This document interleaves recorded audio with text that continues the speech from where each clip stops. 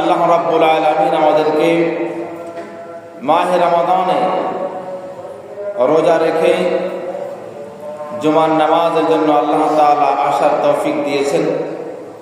সেই মহান মালিকের দরবারে আমরা নতমস্তকে শুকরিয়া জ্ঞাপন করছি। আমরা সকলে সমস্বরে পড়ছি আলহামদুলিল্লাহ।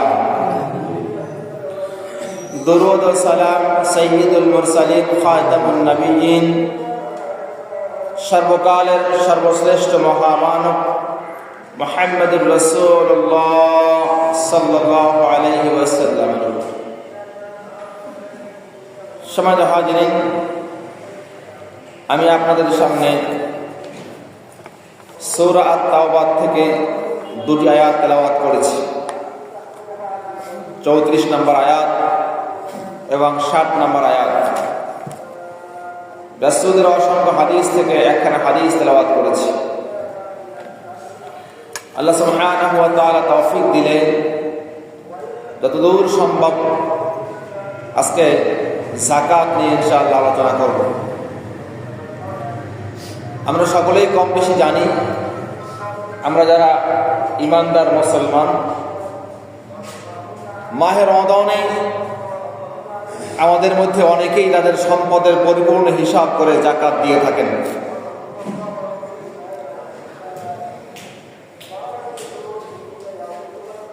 আল্লাহ রাব্বুল আলামিন আমাদেরকে যেই সম্পদ দান করেছেন, আমরা হয়তো অনেক সময় ভাবি যে আমাদের নিজেদের ক্ষমতা বলে, শক্তি বলে, পরিশ্রম করে আমরা সম্পদ অর্জন করি। আসলে বিষয়টা এমন নয়। আল্লাহ সুবহানাহু ওয়া তাআলা যাকে তৌফিক দেন, কেবলমাত্র সেই সম্পদ অর্জন করতে পারে। আল্লাহ রাব্বুল আলামিন কোরআনে কারীমের মধ্যে যত জায়গায় সালাত তথা নামাজের কথা বলেছেন, সাথে সাথে প্রায় সব জায়গায় আল্লাহ রাব্বুল আলামিন এর সঙ্গে যাকাতের কথা উল্লেখ করেছেন। আজকের এই সারা বিশ্বের মধ্যেই যত রকম অর্থ ব্যবস্থা চালু আছে, তার মধ্যে ইসলামী অর্থ ব্যবস্থা হচ্ছে একমাত্র, শুধুমাত্র, কেবলমাত্র অর্থ ব্যবস্থা, যেই অর্থ ব্যবস্থায় গরিব তার ন্যায্য অধিকার পেয়ে দুমুঠো খেয়ে পরে জীবনকে অতিবাহিত করতে পারে। আল্লাহ সুবহানাহু ওয়া তাআলা ঈমানদার মুসলমান বালেগ পুরুষ এবং নারীর জন্য তার সম্পদের একটা অংশ, নির্ধারিত একটা অংশ গরিব অসহায় মিসকিনদেরকে দেওয়ার জন্য আল্লাহ রাব্বুল আলামিন কোরআনে হাকিমের মধ্যে নির্দেশ দিয়েছেন। প্রিয় ভাইরা আমার, যদি আল্লাহ তাআলা তৌফিক দেয়, যাকাত সম্পর্কে মোটামুটি একটা আলোচনা আজকে শেষ করার চেষ্টা করব, না পারলে ইনশাআল্লাহ আবার আগামী জুমায়। আমরা সকলেই জানি ইসলাম 5টি স্তম্ভের উপরে প্রতিষ্ঠিত। রাসূলুল্লাহ সাল্লাল্লাহু আলাইহি ওয়াসাল্লাম ইরশাদ করেছেন, বুনিয়াল ইসলামু আলা খামস, শাহাদাতান আল্লা ইলাহা ইল্লাল্লাহ ওয়া আন্না মুহাম্মাদার রাসূলুল্লাহ ওয়া ইকামিস সালাত ওয়া ইতাইজ যাকাত ইলা আখিরিল হাদিস। রাসূলুল্লাহ সাল্লাল্লাহু আলাইহি ওয়াসাল্লাম ইরশাদ করেন, ইসলামের মূল ভিত্তি হচ্ছে 5টা। এর মধ্যে 1 নম্বর হচ্ছে শাহাদাতান আল্লা ইলাহা ইল্লাল্লাহ, ঈমান আনয়ন করে কথা সাক্ষী দেয়া আল্লাহ তাআলা ছাড়া কোনো ইলাহ নেই, মুহাম্মদুর রাসূলুল্লাহ সাল্লাল্লাহু আলাইহি ওয়াসাল্লাম আল্লাহ তাআলার পক্ষ থেকে প্রেরিত রাসূল। 2 নম্বরে ইকামিস সালাত, নামাজ প্রতিষ্ঠা করা। আর 3 নম্বরের স্তম্ভ হচ্ছে ইতাইজ যাকাত, যাকাত দিয়ে দেওয়া। যদিও আমরা বাংলাদেশের মানুষ যাকাতটাকে 5 নম্বর নিয়ে গেছি। আমরা যখন বাংলায় বলি তখন বলি আমরা কালেমা, নামাজ, রোজা, হজ, যাকাত, এটা আমাদের বাংলা ভাষা। কিন্তু কোরআন এবং হাদিস স্পষ্টভাবে আমাদেরকে জানিয়ে দেয়, যাকাত ইসলামের 5 নম্বরে নয়, যাকাত ইসলামের 3 নম্বর।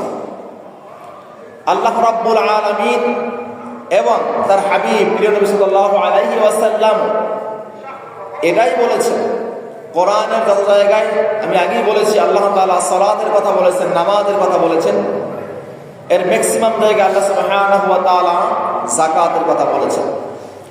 তাহলে নামাজের পরেই যাকাত।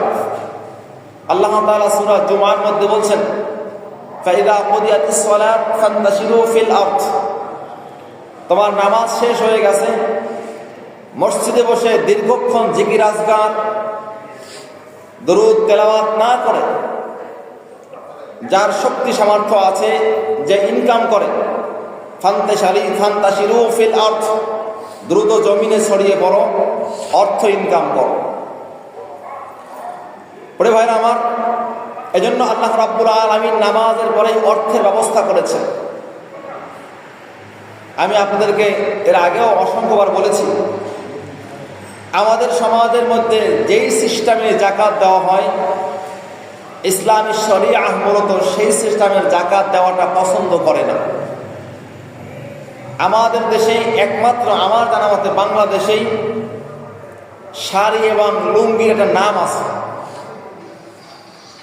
আপনি যে লুঙ্গিটা এখন পড়েছেন ওটার একটা নাম আছে, কিন্তু রমাদান মাস এলে যারা যাকাত দেন তাদের পক্ষ থেকে আবার লুঙ্গি এবং শাড়ির একটা নাম দেওয়া হয়েছে। সেটা নামটা কি বলেন?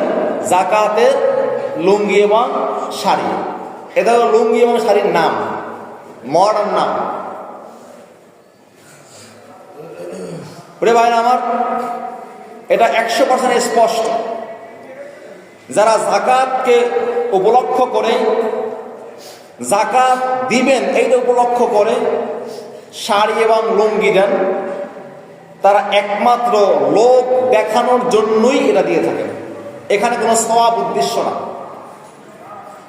কারণ আমরা অসংখ্য জায়গায় দেখেছি, শুনেছি, যাকাতের লুঙ্গি এবং শাড়ি আনতে যে মানুষ মারা যায়, যাকাতের লুঙ্গি এবং শাড়ি 2 দিন পরার পরে এরপরে যেই কালার ছিল ওই কালার থাকে না, সাদা হয়ে যায়।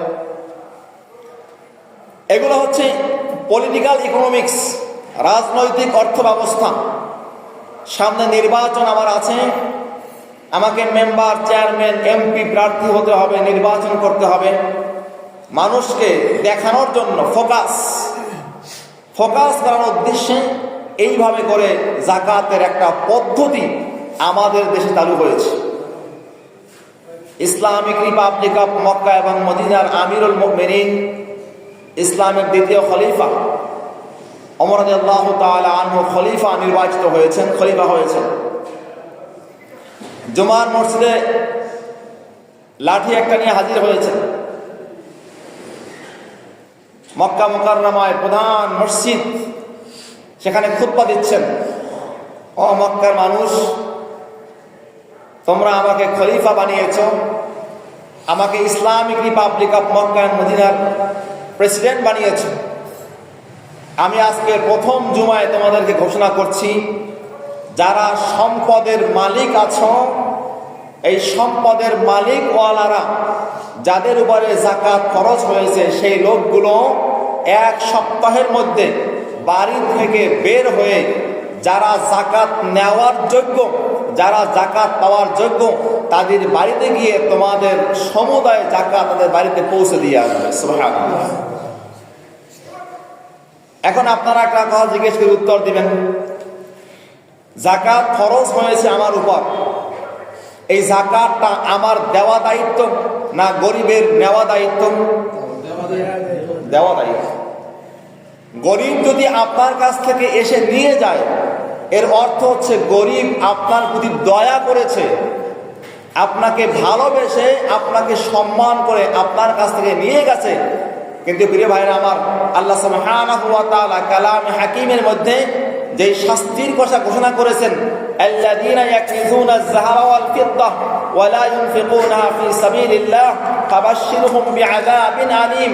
যারা স্বর্ণ এবং রৌপ্য গচ্ছিত রাখে, যারা অর্থটাকে কুক্ষিগত করে আল্লাহর রাস্তায়, ওয়া লা ইউনফিকুনাহা ফি সাবিলিল্লাহ, আল্লাহর রাস্তায় সম্পদকে ব্যয় করে না, ফাবাশশিরহুম বিআযাবিন আলীম। হে রাসূল, আপনি ওই সকল লোকদেরকে শাস্তির সুসংবাদ দিন। শাস্তির কি সুসংবাদ হয়?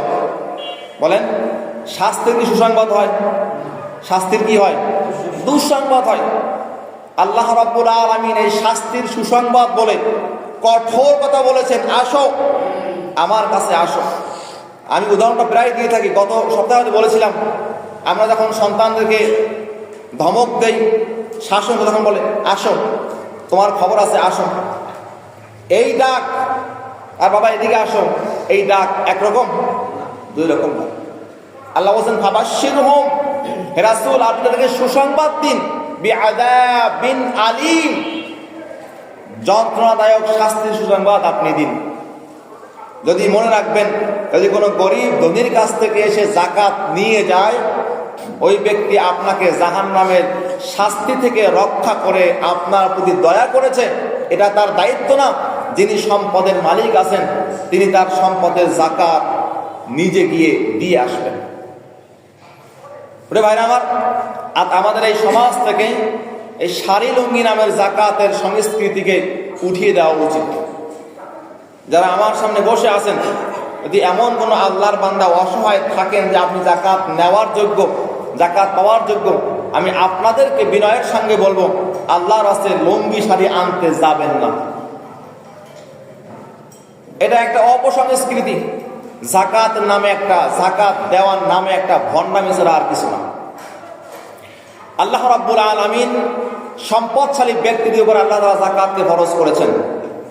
আমাদের দেশে না, সারা বিশ্বের সব মুসলমানরা, প্রায় সব মুসলমানরা যাকাতটাকে রমাদান মাসে দিয়ে থাকেন। এখানে দুইটা লাভ আছে। এক নাম্বার লাভ হচ্ছে যাকাত দিতে হয় চান্দ্র, মানে চন্দ্র বছর হিসাব করে দিতে হয়, এক চাঁদ থেকে আর এক চাঁদ, এক বছর। তাহলে রমজান টু রমজান দিলে হিসাবটা করতে সুবিধা হয়। আমি গত রমজান দিয়েছিলাম, আবার এই রমজান দিব, এক নাম্বার। দ্বিতীয় হচ্ছে, আমরা জানি রমাদান মাসে দান করলে সওয়াব বেশি না কম? বেশি। এই জন্য সওয়াব বেশির আশায় এই রমাদান মাসে আমরা মুসলিম মিল্লাত যাকাত দিয়ে থাকি। আমি ভূমিকায় অনেক কথা বলে ফেলেছি, আমি মূল আলোচনায় চলে আসি। যাকাত আরবি শব্দ, ইসলামের 3 নম্বর স্তম্ভ, যার অর্থ হচ্ছে আন-নুমু, বৃদ্ধি পাওয়া, তাসকিয়া, সম্পদ পবিত্র হওয়া। অর্থাৎ যাকাত দিলে সম্পদ বাড়ে না কমে? বাড়ে। যাকাত দিলে সম্পদ পবিত্র হয়, এজন্য এটাকে যাকাত বলা হয়েছে।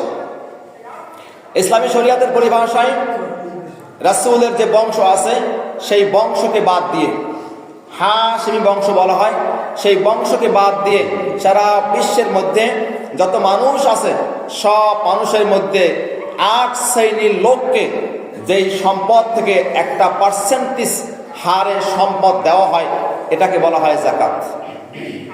জি, বুঝি না? ও, ঘুম আসবে, আরামের জায়গায় ঘুম বেশি আসে, স্বাভাবিক কথা। মাঝে মাঝে বাথরুমেও ঘুমাবেন ইনশাআল্লাহ। প্রিয় ভাই আমার, এজন্য বলছিলাম যাকাত কাকে বলে? ইসলামী শরিয়াতের পরিভাষায় যেই ব্যক্তির কাছে নিসাব পরিমাণ সম্পদ 1 বছর হবে, হাওলাইনে হাওলান, যেই ব্যক্তির কাছে শরিয়াতের পরিভাষায় নিসাব পরিমাণ সম্পদ, নিসাবটাকে আমি সামনে বলছি, নিসাব পরিমাণ সম্পদ যার কাছে 1 বছর থাকবে গচ্ছিত, সেই ব্যক্তির উপরে যাকাত খরচ, সেই ব্যক্তি নিজের পক্ষ থেকে যাকাত দিয়ে দেবে। আমি একটা আজকে আলোচনা ঠিক করেছি যে প্রশ্ন আকারে, যাতে করে আর কোনো প্রশ্ন না থাকে, আমি যাকাতের মাসআলাগুলো ইনশাআল্লাহ আপনাকে শোনাবো। এর আগেও শোনাইছি, অনেকবার বলেছি, প্রতি বছরই বলা হয়, মনে করিয়ে দেওয়ার জন্য বলছি। 1 নম্বর বিষয় হলো যাকাত কাদের উপরে ফরজ। আমি একটু আগে বলেছি, যেই ব্যক্তির উপরে নিসাব পরিমাণ সম্পদ, আসেন নেশাব পরিমাণ সম্পদটা কি। 1 নম্বর হচ্ছে 7.5 ভরি স্বর্ণ, 2 নম্বর হচ্ছে 52.5 ভরি রৌপ্য। যদি কোনো ব্যক্তির কাছে 7.5 ভরি স্বর্ণ থাকে তাহলে সেই ব্যক্তি 2.5% হারে জাকাত দিবে, অথবা যদি কোনো ব্যক্তির কাছে 52.5 ভরি রৌপ্য থাকে সেই ব্যক্তি 2.5% হারে জাকাত দিবে। এটা স্বর্ণ এবং রৌপ্যের মাসআলা। 3 নম্বর হলো যদি কোনো ব্যক্তির কাছে স্বর্ণ অথবা রৌপ্য, প্রিয় হাজরিন, স্বর্ণ এবং রৌপ্যের মাসআলা যখন রাসূল দিয়েছেন তখন এই 7.5 ভরি স্বর্ণ এবং 52.5 ভরি রৌপ্যের মূল্যটা সমান সমান ছিল। এজন্য 7.5 ভরির সঙ্গে 52.5 ভরির তুলনা করা হয়েছে। কিন্তু বর্তমান বাজার মূল্য হিসাবে 7.5 ভরি স্বর্ণের দাম 7 লাখের উপরে, ওদিকে 52.5 ভরি রৌপ্যের মূল্য 60 থেকে 65,000 টাকা বর্তমান বাজার মূল্য মোতাবেক, বা তার থেকেও কিছু কম হতে পারে। এই দুইটা পণ্যের দাম ক্ষেত্রে অনেক ডিফারেন্স হয়ে গেছে। এজন্য ফুকাহায়ে কেরামদের বক্তব্য, যেহেতু এখানে একটা গরিবদের অধিকারের বিষয়, আর্থিক বিষয়, সম্পদের বিষয়, ফিকহের মাসালা হচ্ছে সর্বনিম্ন মূল্য ধরে যাকাত দিতে হবে। অর্থাৎ 52.5 ভরি স্বর্ণের রৌপ্যের যে মূল্য আসে, এই রৌপ্যের যে দামটা আসে, যদি এরকম কোনো সম্পদ কোনো ব্যক্তির কাছে 1 বছর থাকে, নগদ অর্থ 1 বছর থাকে, তাহলে ওই ব্যক্তির উপরেও যাকাত ফরজ। টাকাটা কত? 50 থেকে 60,000 টাকা এর মধ্যে। যদি এই পরিমাণ টাকাও কোনো ব্যক্তির কাছে 1 বছর থাকে গচ্ছিত, তাহলে সেই ব্যক্তির উপরে যাকাত ফরজ। 4 নাম্বার, ব্যবসায়িক পণ্য। যারা আমরা দোকানদার আছেন, ব্যবসা যারা করেন, আপনার দোকানে যেই মাল আছে, আপনি যেগুলো বিক্রি করেন, দোকানের তাক, দোকানের ফ্রিজ, তারপর ধরেন মালামাল রাখার জায়গা, এগুলো না, এগুলো বাদ দিয়ে আপনি যেই পণ্যটা দৈনিক বিক্রি করেন, যখন আপনি যাকাতের টাকা হিসাব করবেন, ওই সময় আপনার দোকানে যে মালামাল আছে ওই মালামালের বিক্রয় মূল্য হিসাব করে আপনাকে যাকাত দিতে হবে। যদি আপনি এটা মনে করেন আপনার দোকানে যে মাল আছে সেই মালটা 60 থেকে 70,000 বা 50 থেকে 60,000 টাকা ক্রস করবে, তাহলে আপনি হিসাব করে সেই সম্পদের যাকাত আপনাকে দিতে হবে। 5 নাম্বার, এই ব্যবসায়িক পণ্যের মধ্যে আর একটা বিষয় খুব গুরুত্বপূর্ণ, এটা এই অঞ্চলে বেশি আমি দেখি, তাই বলছি, সারা বাংলাদেশে আছে, এই অঞ্চলে বেশি আছে, ল্যান্ড প্রপার্টি। যারা জমির ব্যবসা আমরা করি, এই জমির ব্যবসা যারা করেন, বিভিন্ন জায়গায় জমি কিনে রাখা আছে, 5 কাঠা, 10 কাঠা, 15 কাঠা, বিভিন্ন জায়গায় জমি কিনে রাখা আছে। যদি আপনি এই জমিতে বাড়ি করেন, মোস্ট ওয়েলকাম, আপনার যাকাত দিতে হবে না। কিন্তু এই জমিটা হচ্ছে আপনার ব্যবসার জন্য আপনি কিনে রেখে দিয়েছেন, অতএব এখন ওই জমিটা বিক্রি করলে আপনি কত দিয়ে কিনছেন সেটা ধর্তব্য নয়। আপনি এখন বিক্রি করবেন, এখন বিক্রি করার ক্ষেত্রে বাজার মূল্য কত আসবে সেই হিসাব করে আপনাকে যাকাত দিতে হবে। 5 নাম্বার, পশুর যাকাত আছে। পশু, গরু, ছাগল, উট। আমাদের দেশে উট নেই, এজন্য উটের যাকাত আসবে না, থাকলে দেবে। গরু এবং ছাগল যতটুকু জানা আছে খুব কম। গরু এবং ছাগলের যাকাতটা মূলত আসবে যেই ব্যক্তি গরু পালন করে মাঠে ছেড়ে দিয়ে, মাঠে যেই গরু ঘাস খেয়ে জীবনযাপন করে সেই গরুর যাকাত দিতে হবে। 30টা গরু হলে একটা যাকাত দিতে হবে, 40টা ছাগল হলে একটা যাকাত দিতে হবে। কিন্তু আমাদের দেশের মধ্যে পোলট্রি ফার্ম আছে, পোলট্রি ফার্ম, আমরা যে গবাদি পশুর লালন পালন করি, এখানে দুধ বিক্রি হয় অথবা পশু মোটাতাজা করে বাজারে বিক্রি হয় প্রত্যেক মাসে। এটা গরুর যাকাত হিসেবে আসবে না, এটা আসবে ব্যবসায়িক হিসাবে। আপনি যে ব্যবসা করেন সেই ব্যবসায়িক হিসাবে আপনি এখান থেকে যাকাত দিয়ে দিবেন। 6 নম্বরে হলো ফসলের যাকাত। এইটা আমরা একদম বেমালুম ভুলে গেছি। আমাদের সমাজে ফসলের যে যাকাত দিতে হয় এটা আমরা অনেকে হয়তো জানিই না। ফসলের জাকাত দিতে হবে এটা আমরা জানি না। বাংলাদেশি ওলামায়ে কেরামদের বক্তব্য হচ্ছে যদি কোনো ব্যক্তির কাছে 25 মণ ধান, গম, যব যেই ফসলগুলো রাখা যায়, শাকসবজি না, যেই ফসলগুলো রাখা যায় সেই ফসল যদি 25 মণ হয়, তাহলে 25 মণ হলে ভালো করে বুঝেন, যদি আমি এই ফসলটা আল্লাহর দেওয়া বৃষ্টিতে চাষ করে ফসল জন্মাই, যদি বৃষ্টির মাধ্যমে আমি ফসল জন্মাই, তাহলে 10%, অর্থাৎ 100 কেজি হলে 10 কেজি জাকাত দিতে হবে। যদি আমি নিজে পানি দিয়ে ফসল ফলাই, তাহলে 20%, অর্থাৎ 100 কেজি হলে 5 কেজি ধান বা গম তাকে জাকাত দিতে হবে। মোটামুটি আমি এক কথায় অনেকগুলো কথা বলে ফেললাম। কার উপরে জাকাত ফরজ সেটা বলতে গিয়ে আমি 6টা বিষয় বলেছি। 1 নম্বরে স্বর্ণ এবং রৌপ্য যার কাছে আছে সে জাকাত দিবে। লম্বা আলোচনা, সময় খুব কম, সময় খুব পাওয়া যাবে না, এজন্য কথা বেশি বলতে পারছি না। তাহলে স্বর্ণ এবং রৌপ্য 1 নম্বর, 2 নম্বর নগদ অর্থ, 3 নম্বরে ব্যবসায়িক পণ্য, 4 নম্বরে পশুর জাকাত, 5 নম্বরে আপনার ফসলের জাকাত। এই যে জাকাতগুলো এগুলো দিতে হবে। বুঝলে ভাই আমার এখানে একটা ক্রিটিক্যাল মাসালা হলো, এক ব্যক্তির কাছে স্বর্ণ আছে মাত্র 1 ভরি, বুঝলেন, ওই ব্যক্তির কাছে রৌপ্য আছে 5 ভরি। স্বর্ণ 1 ভরি আর রৌপ্য আছে ধরেন 5 ভরি, উদাহরণস্বরূপ। এই দুইটা মূল্য ধরে যেই টাকাটা আসে, যদি সেই টাকাটা রূপার মূল্য খরচ করে, তাহলে তাকে জাকাত দিতে হবে। কথা কি আমি বুঝাতে পারলাম? বুঝছেন? যদি কোনো ব্যক্তির কাছে নগদ টাকা নেই, স্বর্ণ আছে এবং রৌপ্য আছে, দুইটা আছে, এখন এই দুইটার মূল্য ধরে দেখা যায় রূপার যে দামটা আসে 52 ভরি, সেই দামটা খরচ করে, তাকে জাকাত দিতে হবে। স্বর্ণ আছে বাট রৌপ্য নেই, কিন্তু নগদ কিছু অর্থ আছে। এই নগদ অর্থ এবং রূপা, এই দুইটার মূল্য ধরে রূপার মূল্যটা খরচ করে ওই ব্যক্তিকে জাকাত দিতে হবে। আমি আর সামনে এই বিষয়ে কথা বলছি না, আশা করি বুঝতে পেরেছেন। ব্যবহৃত স্বর্ণ, রাসূলের কাছে এক মহিলা এসেছেন, তার হাতে ওটা কি বলে বালা বা চুড়ি ছিল, স্বর্ণের চুড়ি। রাসূল জিজ্ঞেস করলেন, তুমি কি তোমার এই চুরির বা স্বর্ণের জাকাত দিয়েছো? বললো না, আমি জাকাত দেইনি। রাসূল ধমক সুরে বললেন, তুমি কি চাও কিয়ামতের ময়দানে তোমার 2 হাতে আল্লাহ রাব্বুল আলামিন জাহান্নামের বেড়ি পরাক? বলছে না, চাই না। রাসূল বললেন, তাহলে তোমার এই স্বর্ণের জাকাত দিয়ে দাও। এই হাদিস দ্বারা স্পষ্ট বোঝা যায় ব্যবহৃত স্বর্ণেরও জাকাত দিতে হবে।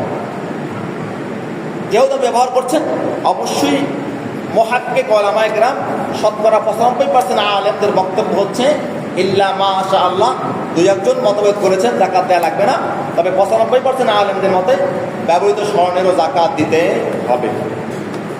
আমার সামনে হয়তো আসবে, আমি কথা বলছি আস্তে আস্তে। আমি বলেছি কোন কোন সময় জাকাত দিতে বলছি। এখন অনেকগুলো কথা আমি যেগুলো মূল সেগুলো বলছি। পাওনা টাকার জাকাত কে দিবে?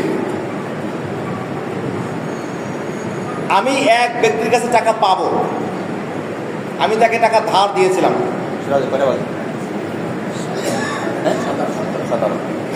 আমি এক ব্যক্তিকে টাকা ধার দিয়েছি। এখন এই টাকার জাকাত কে দিবে? এই টাকাটা 1 বছর হয়ে গেছে, এখন টাকা আমি হাতে পাইনি, 2 বছর হয়ে গেছে, 3 বছর হয়ে গেছে, টাকা আমি হাতে পাইনি, জাকাত কে দিবে? বলে ভাই আমার, টাকা আপনি যাকে দিয়েছেন তাকে টাকার মালিক বানানো হয় নাই, সে অল্প সময়ের জন্য মালিক। টাকার মূল মালিক হচ্ছে যে টাকা দিয়েছে সে। অতএব যে ব্যক্তি টাকা দিয়েছে তাকে এই টাকার জাকাত দিতে হবে। এখানে একটা সুযোগ আছে, যদি এমনটা হয় যে যাকে টাকা দিয়েছেন সে ঘুরাচ্ছে, টাকা দিচ্ছে না 2 বছর 3 বছর, আপনি হয়তো প্রথম কয়েক বছর জাকাত দিয়েছেন, কিন্তু আর দিবেন কখন? এক্ষেত্রে আপনি একটা কাজ করতে পারেন, সেটা হচ্ছে এই, আপনি ওই সময় যাকাত না দিয়ে যখন ওই ব্যক্তি টাকা দিয়ে দিবে আপনার সম্পূর্ণ টাকা, তখন আপনি পিছনের 2 বছর 3 বছর হিসাব করে যাকাত দিয়ে দেবেন।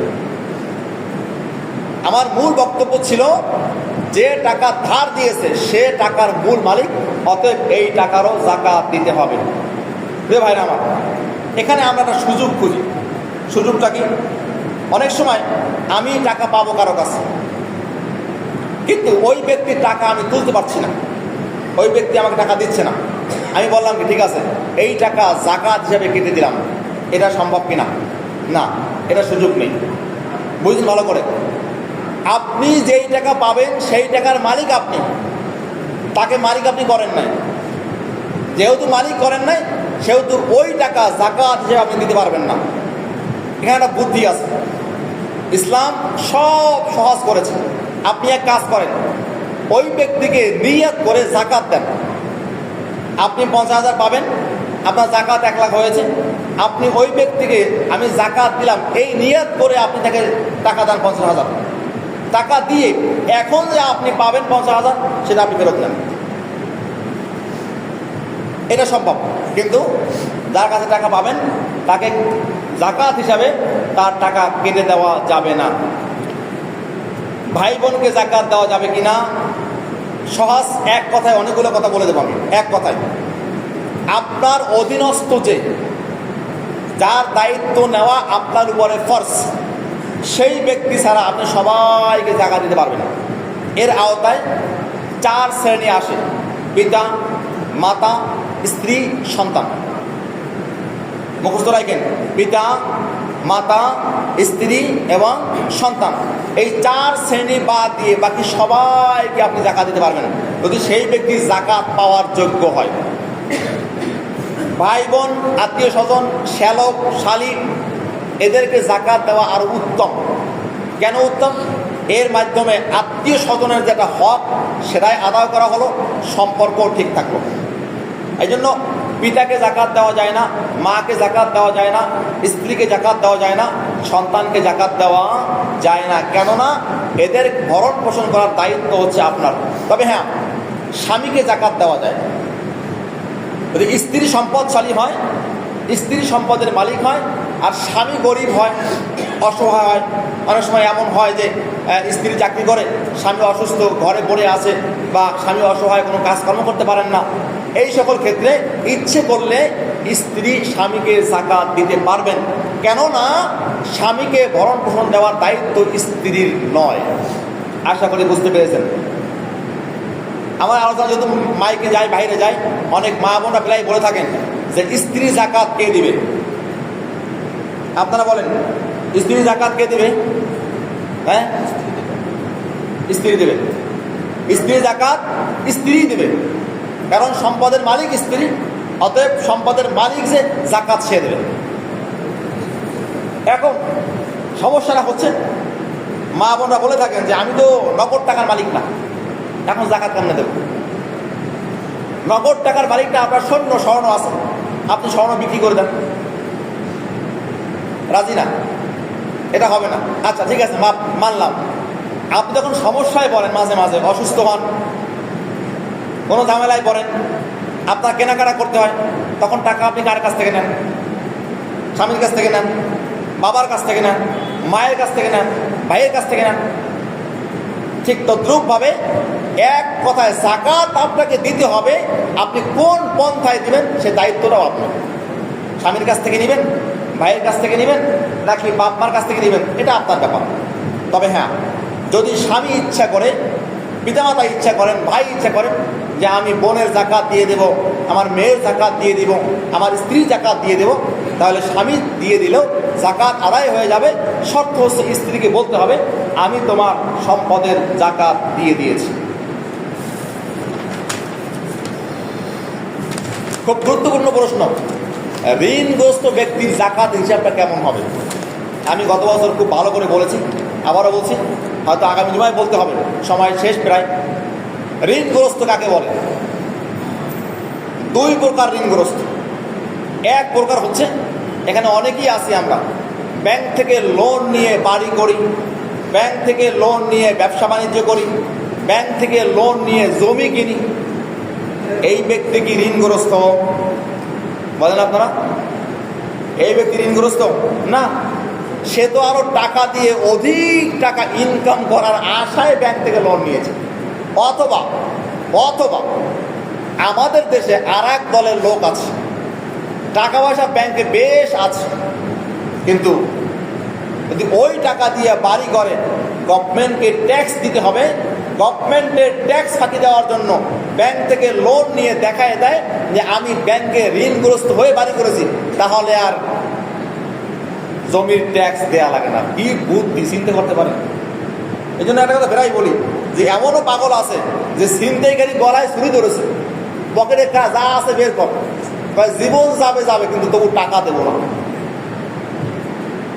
ভাই আমার, আপনার সামনে জাহান্নামের শাস্তি অপেক্ষা করছে, আপনার সেই ভয় নাই, পকেট চাইবে ধরছেন, জীবন যায় যায় জাহান্নামের 7 বার যাবো নাউযুবিল্লাহি মিন যালিক, কিন্তু যাকাত দেব না।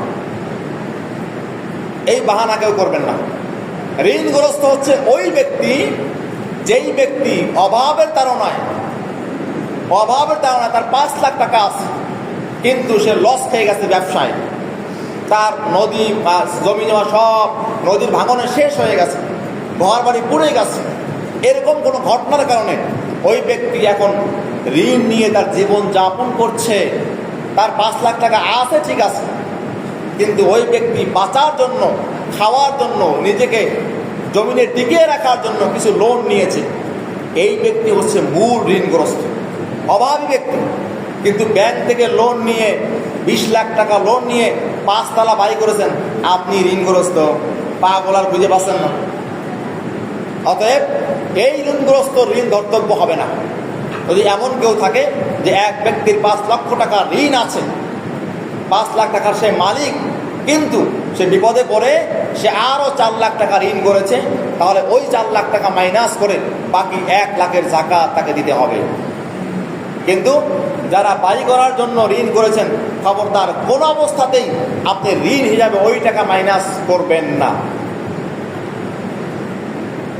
প্রিয় হাজরিন, অনেক কথা কিভাবে বলবো বুঝতেছি না। শিশুদের সম্পদের যাকাত দিতে হবে কিনা, যারা বাচ্চারা আছে, অনেক সময় পিতার ঔরস সূত্রে বাবা মারা গেছেন, সন্তানের বয়স 5-6 বছর, কিন্তু অনেক সম্পদ রেখে গেছেন, এই সম্পদের মালিক ওই ছোট্ট শিশু হয়ে যায়, অটোমেটিক হয়ে যায়। এখন শিশুর যাকাত দিতে হবে কিনা? ইসলামিক স্কলার, আরব দেশের স্কলারদের মতে শিশুর সম্পদের যাকাত দিতে হবে। আর অনেকেই বলেছেন শিশুরা হচ্ছে মোকাল্লাফ বিশ-শরঈ, অর্থাৎ শরীয়তের কোনো হুকুম যারা বাচ্চা তাদের উপরে ধার্য হয় না। গত জুমায় বলেছেন বিষয়টা, যেহেতু ধার্য হয় না, যেহেতু তাদের যাকাত দিতে হবে না। কিন্তু আমরা বলি যাকাত দিবে। কেন যাকাত দিবে? এই ইবাদতটা তো শিশুর ব্যক্তির সাথে সম্পর্ক না, এই ইবাদতটা হচ্ছে শিশুর অর্থের সাথে সম্পর্ক। অতএব ওই ছোট্ট শিশুর গার্ডিয়ান যে হবে, ভাই বা চাচা অথবা মা যে হবে, সেই ব্যক্তি ওই শিশুর পক্ষ থেকে যাকাত দিয়ে দেবে। আমি আজকের মতো শেষ করব একটা মাসআলা বলে। কত বাজে? একটা কথা বলে আজকে শেষ করব। সেটা হচ্ছে এই হাসির কথা। একদিকে হাসির কথা, আর একদিকে খুব মারাত্মক কথা। এক ব্যক্তি প্রশ্ন করেছেন যে হারাম টাকার যাকাত দেওয়া যাবে কিনা। তার মানে হচ্ছে সুদ, ঘুষ, এক কথায় অবৈধ ইনকাম করে তিনি টাকা করেছেন, এখন এই টাকার যাকাত দেওয়া যাবে কিনা। প্রিয় ভাই আমার, আল্লাহ রাব্বুল আলামিন কোনো হারাম জিনিসকে গ্রহণ করেন না। আল্লাহ তাআলা পবিত্র ছাড়া লা তুকবালু বিগাইরি তুহুইন, আল্লাহ তাআলা পবিত্র ছাড়া কিচ্ছু গ্রহণ করেন না। আমি জিজ্ঞেস করি আপনাদের সকলকে, ভাই উত্তর দিবেন, অজু ছাড়া নামাজ পড়া জায়েজ আছে? কথা বলেন। অজু ছাড়া তেলাওয়াত করা জায়েজ আছে? অর্থাৎ আপনি অজু নেই, আপনি নাপাক, আপনার নামাজ আল্লাহ তাআলা কবুল হবে না। ঠিক তদ্রূপভাবে আপনি অবৈধ যে ইনকাম করেছেন, এই অবৈধ ইনকাম করে আপনি সম্পদের পাহাড় করেছেন, এখন আপনি এই টাকা দিয়ে যাকাত দিবেন না। এখন কি করব? সিদ্ধান্ত কি, ফয়সালা কি? 1 নম্বর ফয়সালা, আপনি যার কাছ থেকে অবৈধ টাকা নিয়েছেন, প্রথম প্রায়োরিটি হিসাবে আপনার দায়িত্ব কর্তব্য হচ্ছে আপনি ওই ব্যক্তিকে টাকা ফেরত দিবেন। সুদ নিয়েছেন, ঘুষ নিয়েছেন, জোর করে নিয়েছেন, দখল করে নিয়েছেন, ডাকাতি করে নিয়েছেন, যদি আপনি সেই ব্যক্তির ঠিকানা, তার বাড়িঘর, তার সম্পর্কে সব জানেন, যদি আপনি আল্লাহ তাআলাকে ভয় করে থাকেন, যিনি প্রশ্ন করেছেন, আশা করে তিনি আল্লাহকে ভয় করেন বিধায় প্রশ্ন করেছেন, তিনি যাকাত দিতে চান, তার জন্য 1 নম্বর কাজ হচ্ছে আপনি তার কাছ থেকে যেই টাকা নিয়েছেন, জোর করে হোক অবৈধভাবে, টাকা ফেরত দেবেন টাকা। কিন্তু ওই ব্যক্তির খোঁজখবর জানেন না, এক কথায় কোনো উপায় নেই টাকা ফেরত দেওয়া, এখন কি করব? এখন আপনার দায়িত্ব হচ্ছে আপনি এই টাকা আল্লাহর রাস্তায় দান করবেন, সামাজিক সংগঠন করবেন, কিন্তু সওয়াবের আশা করতে পারবেন না। আপনি বলবেন আমি যেই ব্যক্তির কাছ থেকে, আমি চিনি না, হয়তো জানি না, ভুলে গেছি, মনে নেই, আমি যাদের কাছ থেকে টাকা নিয়েছি তাদের পক্ষ থেকে দান করলাম, সামাজিক সংগঠন করলাম, মানুষ, অসহায় মানুষকে দান করলাম, আমার সওয়াবের আশা না। হারাম জিনিস আল্লাহর রাস্তায় ব্যয় করে সওয়াবের আশা করা কবিরা গুনাহ। চুরি করতে গেছেন, চুরি করতে গেলে চোর একটা দোয়া পড়ে, জানেন আপনারা কি দোয়া পড়ে? আল্লাহ বাঁচাও, আল্লাহ বাঁচাও, আল্লাহ আর চুরি করবো না, আল্লাহ বাঁচাও, ওই বাড়িওয়ালা উঠে গেছে, আল্লাহ বাঁচাও। এই যে বাড়াও আল্লাহ বাঁচাও, এটা জায়েজ নেই। গেছেন হারাম কাজ করতে, হারাম কাজে কি আল্লাহ সাহায্য করবে? যদি এমনটা হয় যে আল্লাহ চুরি করবো না, আজকে তওবা করলাম, সেটা ভিন্ন কথা, কিন্তু চুরিও করবেন, আল্লাহর সাহায্য কামনা করবেন, মদ খাবেন বিসমিল্লাহ বলে। এই জন্য হারাম জিনিস আল্লাহর রাস্তায় ব্যয় করা যায় না সওয়াবের আশায়। যেহেতু আপনি সম্পদ নিয়ে ফেলেছেন, এটা কি করবেন? এই জন্য সওয়াব ছাড়া বিনা স্বার্থে আপনি আল্লাহর রাস্তায় দান করবেন। আশা করা যায় আল্লাহ রাব্বুল আলামিন আপনার এই দানকে কবুল করে আপনাকে মাফ করলেও করতে পারেন, এটা আল্লাহু আলাম, আল্লাহ ভালো জানেন। যাকাতের অনেকগুলো মাসালা রয়ে গেছে, আল্লাহ তাওফিক ইনশাআল্লাহ আগামী সময় বলবো। যদি আপনার কোনো প্রশ্ন থাকে ইনশাআল্লাহ জিজ্ঞেস করবেন, উত্তর দেওয়ার চেষ্টা করব। আজকে এখানে শেষ করছি। আল্লাহ আমাদের সকলকে, যাদেরকে আল্লাহ সম্পদ দিয়েছেন, আল্লাহ তাআলা সম্পদের পুঙ্খানুপুঙ্খ হিসাব করে 2.5% বলে গেছে, 2.5%, অর্থাৎ 100 টাকায় 2.5 টাকা যাকাত দিতে হয়। এটা হিসাব করে বাইরে আমার বাবাজির আমার যাকাত দিয়ে দিবেন। আল্লাহ রাব্বুল আলামিন আমাদের সকলকে তৌফিক দান করুক, বলি আমিন। আসসালামু আলাইকুম ওয়া রাহমাতুল্লাহ।